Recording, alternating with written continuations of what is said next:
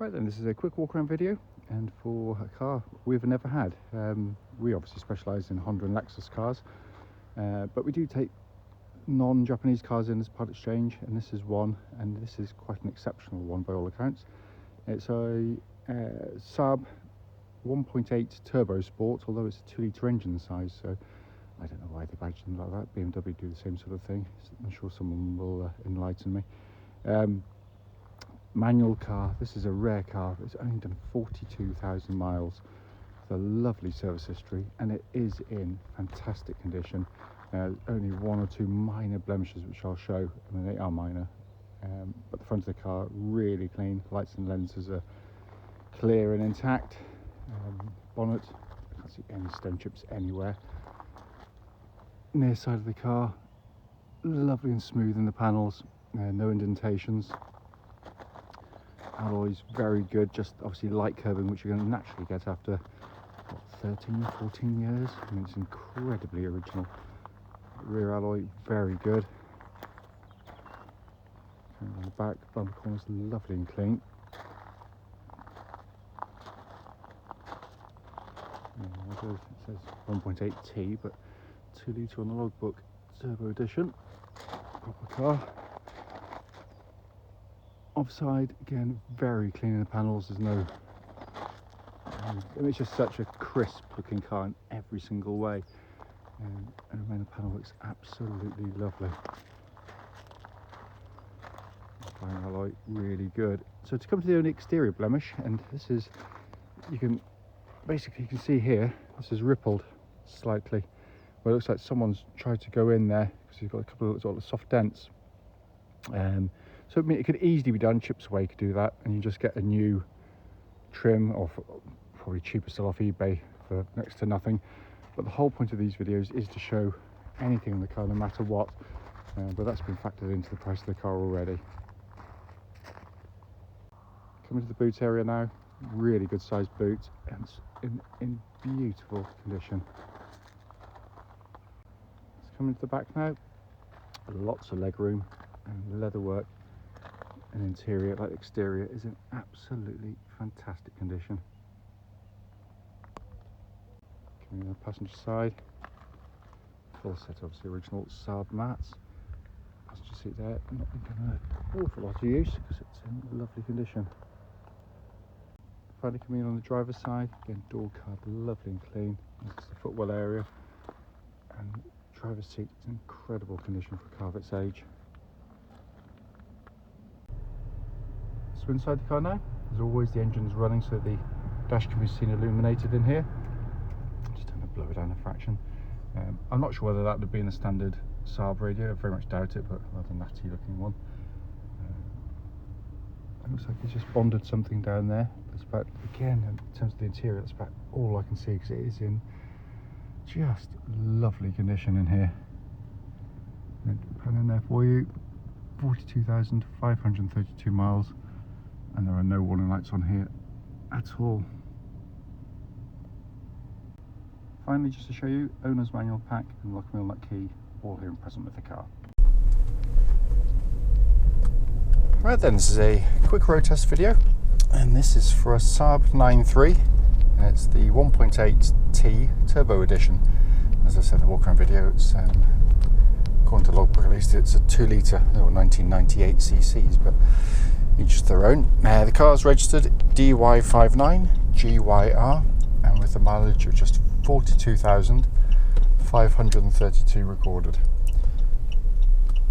The reason for all of our videos, and actually especially this road test section, is basically to ensure that if anyone's online looking at any of our cars, they get to see them all in operation. And the reason we feel it's important is because, like far too many people, we've been to see cars which have looked absolutely fine in photographs or description, but only to get there and find out it's got an obvious fault that shows up when you drive the car. So hence, that's why we do it. Also done on these very quiet country roads in this beautiful part of Gloucestershire. This actually forms part of the road test route we take our customers on, so hopefully be representative of what we feel ourselves should we be offered to test drive in the car. Or should you be offered to test drive the car, sorry. So coming to the car itself, as I said before, We sell Japanese cars, or Honda, Lexus predominantly, but this is a part exchange which has come into us, and a very, very, very well looked after one, I have to say. Obviously the low mileage is extraordinary for the year, fully supported by the MOT history and service history attached. It drives absolutely beautifully, really, really does. Only reason the chap got rid of it is because his left leg's giving him problems, so he's bought an automatic car. Other than that, absolutely loved the car, and you can see why. Engine starts instantly and settles into a smooth, even idle. There are no warning lights on the dashboard at all relating to the engine or any other part of the car. Temperature gauge is just about on half, which according to Google, which I checked earlier, is about exactly where it's meant to be. But the engine's very nice and very, very quiet. That's a recurring theme in this car. But it's flexible, you put your foot down, it picks up and goes. It's got real oomph to it, but it's very muted and quiet. It's the whole refinement in the car. I've driven very few cars actually as quiet as this on the move. Wind noise, road noise, engine noise, absolutely beautifully suppressed in them. Engine then feeds through into the clutch and gearbox in the car. Clutch in the car, as you'd expect with mileage, absolutely spot on. Slick, smooth, bite point's exactly where it's meant to be. Gear change, sort of fairly meaty feeling gear change, 6-speed box. All the gears engage really nicely. And again, I can feel sort of zero wear in kind of the linkage as such that, when you're in gear. So coming to the steering of the car, very kind of well weighted, in this modern age where manufacturers seem to give cars power steering which is far too light. This strikes a really nice balance, because it's similar to the Hondas that we sell. It's sort of oily in action, that's the feel of it, but it's got a nice weight to it, so the car feels very confident on the road. Car's set up, predominantly to be a very comfortable long distance car, and it rides very well. But when you put it through the corners, actually responds very nicely. It's to pretend it's an out-and-out sports car would be completely false.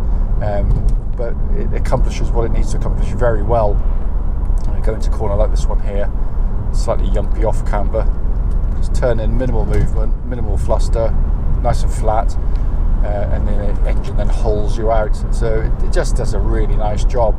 But said the ride is exceptionally comfortable.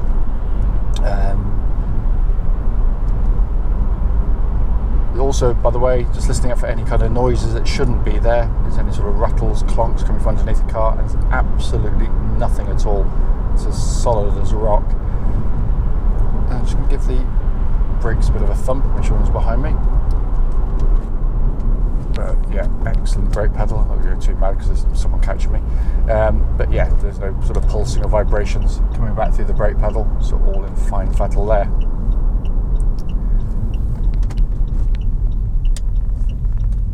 Finally coming inside the car,